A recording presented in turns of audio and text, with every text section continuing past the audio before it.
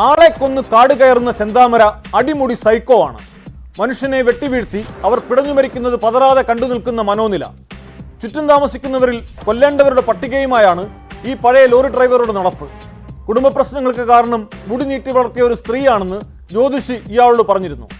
സജിതയാണ് എന്ന് വിശ്വസിച്ചാണ് 2019 അവരെ കൊന്നത്. ഈ കുടുംബത്തിലെ മറ്റുള്ളവരെയും കൊല്ലുമെന്ന് ഇയാൾ ഭീഷണി മുഴക്കിയിരുന്നു. സമീപവാസികളിൽ പലരും ചെന്താമരയുടെ ഹിറ്റ് ലിസ്റ്റിലുണ്ട്.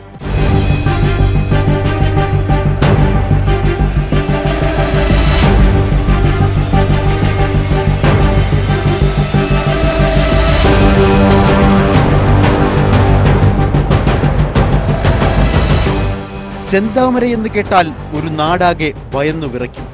അന്ധവിശ്വാസി, അടിമുടി ദുരൂഹവും വിചിത്രവുമായ സ്വഭാവ പ്രകൃതം. കേരളം കേട്ടുപരിചയിച്ചിട്ടില്ലാത്ത തരം സൈക്കോ. സുധാകരനെയും കുടുംബത്തെയും മാത്രമല്ല മറ്റു പലരെയും കൊന്നുതള്ളാൻ പദ്ധതിയിട്ടിരുന്നു ചെന്താമര. ഭീഷണിയാണ്, അതന്നെ ഇങ്ങനെ ഭീഷണിയാണ്, കൊല്ലും പറഞ്ഞിട്ട് ഭീഷണിയാണ്.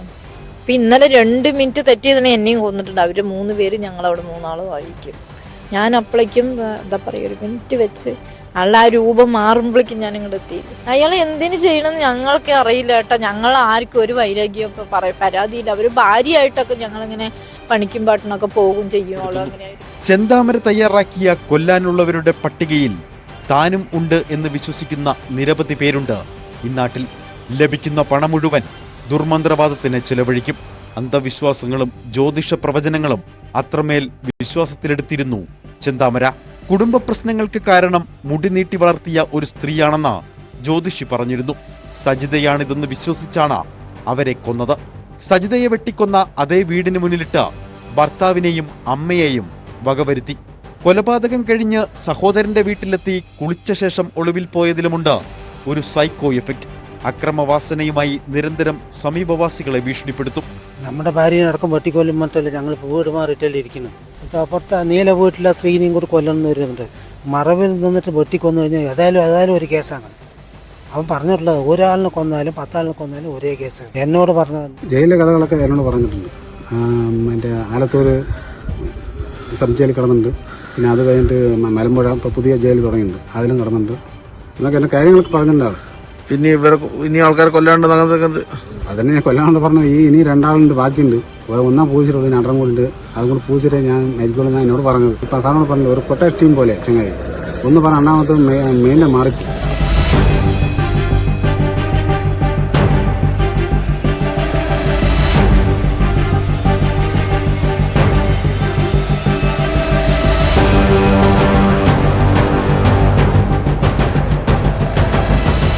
ചെന്താമര ചുറ്റുവട്ടത്തുണ്ടെങ്കിൽ വീടിന് പുറത്തുള്ള ശുചിമുറിയിൽ പോകാൻ പോലും സമീപവാസികൾക്ക് ഭയമാണ്.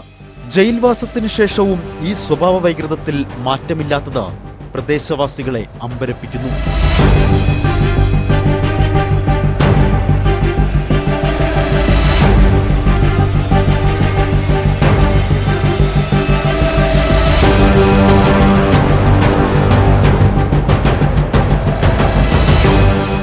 ന്യൂസ് 18 പാലക്കാട്.